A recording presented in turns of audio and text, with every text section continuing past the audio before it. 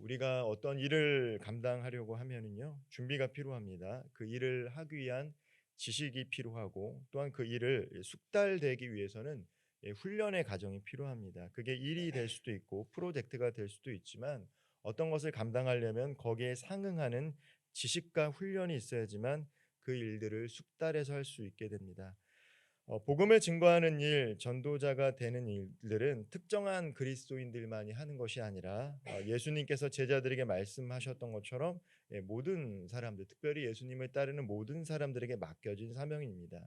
그렇다면 우리 그리스도인들이 이 전도자의 사명을 감당하기 위해서 이 받아야 할 훈련이 무엇인지 오늘 본문 말씀을 통해서 함께 나누기를 원합니다.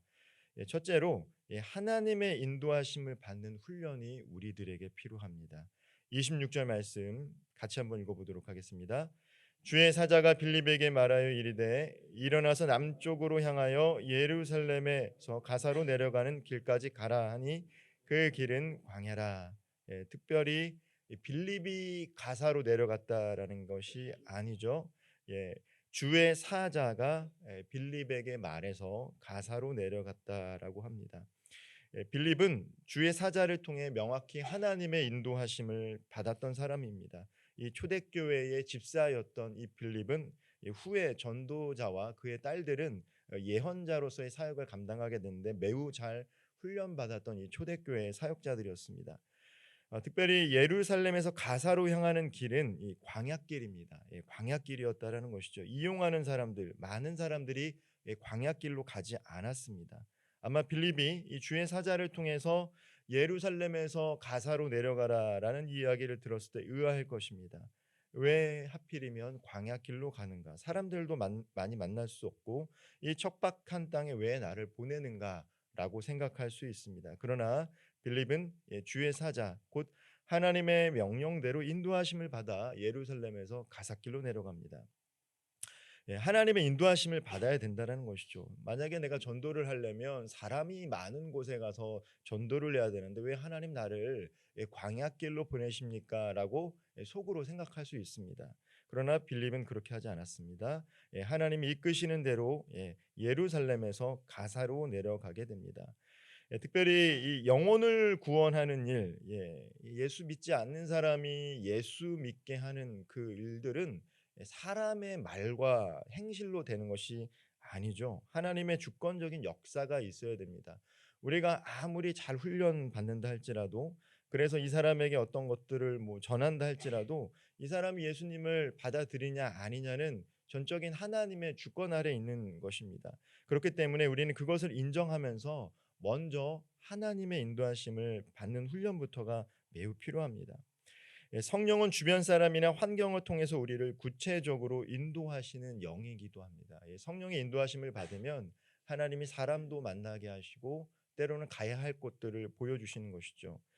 빌립은 일어나 광야로 갔고 병고로 달려갔으며 성령이 이끌려 가는 곳에 가서 이 복음을 전했습니다. 전적으로 광야로 내려갔고 또 주의 사자가 명령했을 때 병고로 가서 하나님께서 만나게 하는 사람에게 복음을 증거했던 것이죠. 이 빌립만 그런 것이 아닙니다. 후에 사도행전에 나오는 이 사도 바울 또한 그렇습니다. 바울이 매우 열정적인 사람이었죠. 열정에 가득한 사람입니다.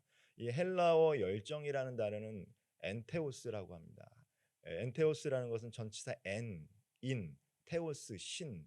내 안에 신이 있는 사람이 열정적인 사람이라는 뜻이죠. 그러니까 사람들이 열정적인 사람을 봤을 때 저 사람은 저 안에 신이 있다라고 판단했습니다. 그때 당시 사람들은. 그리고 그 단어에서 enthusiasm이라는 열정이라는 단어가 포함됐는데 이 바울은 매우 선교를 위해서 열정을 냈던 사람입니다. 그가 이 아시아의 복음을 증거하기 위해서 마음을 먹고 계획을 했는데 하나님의 영이 그를 막았습니다. 하나님의 영이 아시아로 가는 길을 막았다라는 것이죠. 그리고 그 밤중에 이 바울이 환상을 보게 되는데 이 마게도냐 사람, 이 유럽 사람이죠. 유럽 사람이 꿈에 나타나 우리를 도우라라는 이 꿈을 꾸게 됩니다. 환상을 보게 됩니다. 그래서 바울이 나는 아시아, 이 아시아라고 하면 이제 에베소를 말합니다. 에베소 지역을 말하는데 에베소로 가서 복음을 증거하고 싶었는데 먼저 하나님께서 마게도냐로 가라고 하니까 마게도냐라 가서 나중에 이제 마게도냐에 교회를 세우게 되는 것이죠.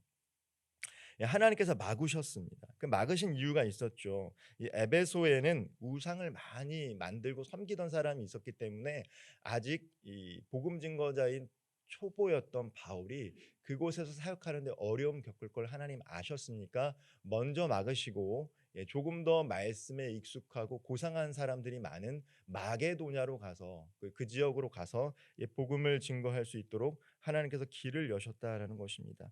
하나님께서 우리에게 때로는 인생 가운데 길을 막을 때가 있고요. 또 가고 싶지 않지만 떠나라고 할 때가 있습니다. 하나님께서 멈추라면 멈추고 가라면 가는 것, 그것이 이제 인도하심을 받은 사람들이죠.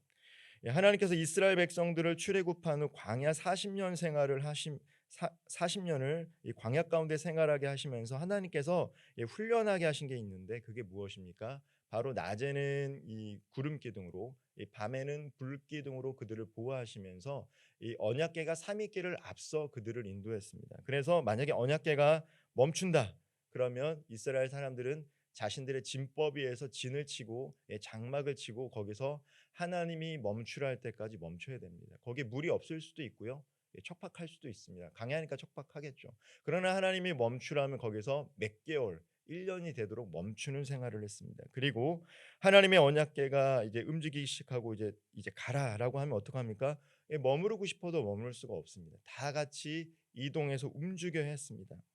그 훈련을 받고 어떻게 됩니까? 마침내 이 가나안 땅을 유업으로 받게 되는 것입니다.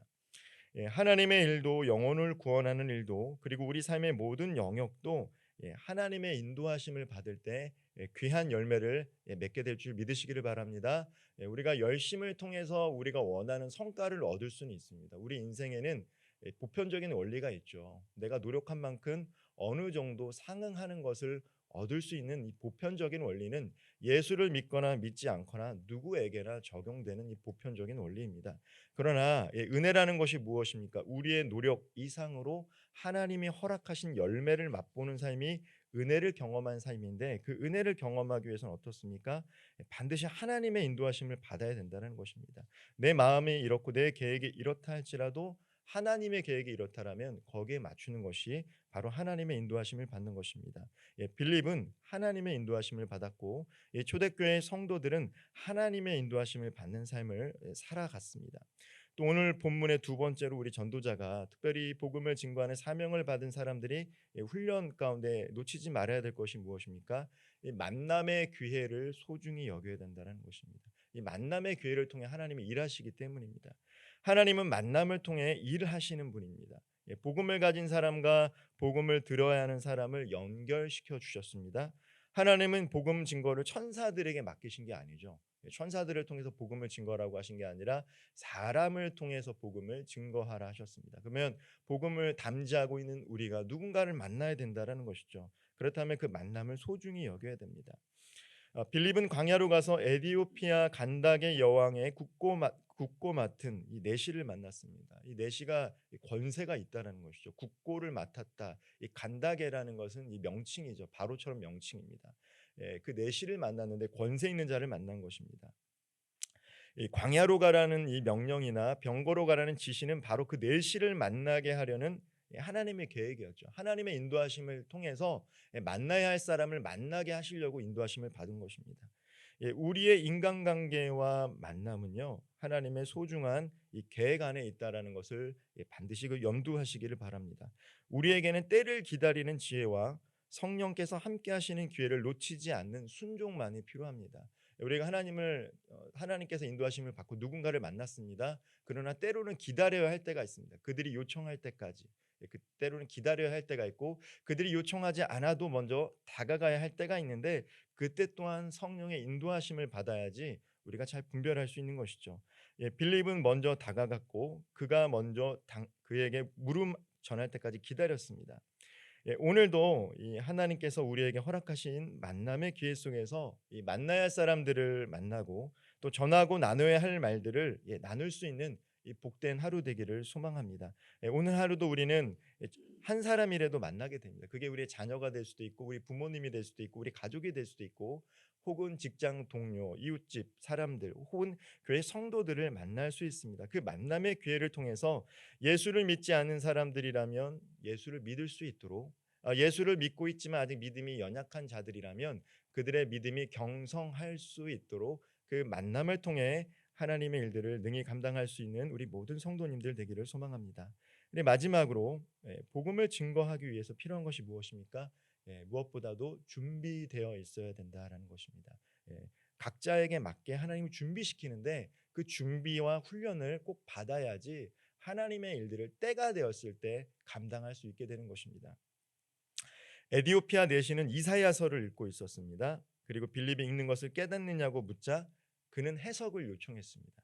만약에 빌립이 당신이 읽고 있는 말씀은 무엇입니까? 라고 했는데 이사야서입니다. 그런데 이게 무엇입니까? 무슨 뜻입니까? 물었는데 빌립이 거기에 대한 답변을 하지 못했더라면 안타깝게도 이 사건이 기록될 수 없었겠죠. 그러나 빌립은 이사야서 53장의 말씀, 특별히 어린 양이 누구인지를 물어보는 이 어, 에디오피아 간다게 내시에게 그분이 바로 예수 그리스도시다라는 것을 주저없이 증거했다라는 것이죠. 하나님의 말씀에 준비가 되어 있습니다. 이 빌립은 집사님이었죠. 사도들이 아니었고 이 집사님이었음에도 불구하고 아마도 훈련이 잘 되어 있었던 것 같습니다. 구약에 대한 말씀을 잘 이해했고 또한 초대교회 전통을 통해서 그 어린 양이 우리의 죄를 대신 짓고 가신 그 예수 그리스도라는 것을 명확하게 알았기 때문에 이 내시에게도 동일하게 그것을 전할 수 있게 됐습니다. 그가 즉시 말씀을 해석할 수 있었던 것은 준비가 되어 있었기 때문이라는 것이죠. 하나님의 인도하심을 받아서 에디오피아 내시를 만났지만 만약 그가 필요로 하는 것을 채워주지 못했다면 그 만남 속에서 아름다운 결실을 맺지 못할 수도 있습니다. 이 세상이 교회와 성도들에게 원하는 것이 무엇이겠습니까? 세상이 교회와 우리 성도들에게 원하는 것은 금과 은이 아닙니다. 물론 개중에는 이 금과 은을 교회와 성도들에게 원하며 바라볼지도 모르겠습니다. 그러나 이 베드로와 요한처럼 이 세상이 원하는 것을 채워주는 것이 아니라 우리는 나사렛 예수 그리스도를 증거해야 합니다. 그들이 원하든 원치 않든 그들에게 필요한 것이 아니라 하나님 보시기에 그들에게 필요한 것을 증거할 때 그들의 삶이 풍성하게 되기 때문입니다.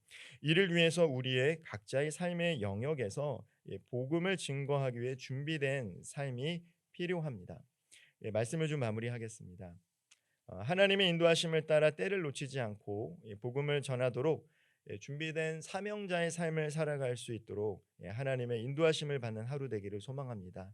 또한 그렇게 살아갈 때 하나님의 일하심 또한 경험하고 또한 우리들의 삶 가운데 간증과 증거의 일들이 나타날 수 있는 역동적인 삶을 살아갈 수 있는 우리 모든 성도님들의 삶과 또 평생 동안에 하나님께서 맡겨주신 영원전도의 사명을 능히 감당할 수 있도록 만남의 축복과 그 만남의 축복 속에서 능히 그 일들을 감당할 수 있도록 매일의 삶 가운데서 하나님 안에서 훈련되어질 수 있는 저 우리 모든 성도님들 되기를 소망합니다.